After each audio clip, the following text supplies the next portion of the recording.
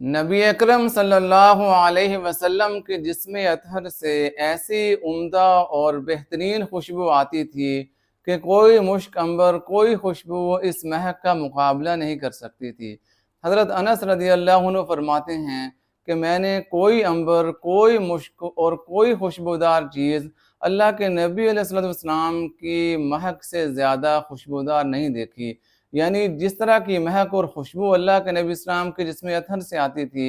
ایسی مہک اور خوشبو کسی عنبر، کسی عود، کسی مشک میں نہیں ہے۔ اور فرماتے ہیں کہ جب اللہ کے نبی علیہ السلام کسی سے مصافحہ کر لیتے تو سارا دن اس شخص کے ہاتھ سے خوشبو نہیں جاتی تھی، اور اللہ کے نبی علیہ السلام کسی بچے کے سر پہ ہاتھ رکھ دیتے تو وہ بچہ خوشبو کی وجہ سے دوسرے بچوں میں جانا اور پہچانا جاتا تھا، اور اللہ کے نبی اسلام جس رستے سے گزر جاتے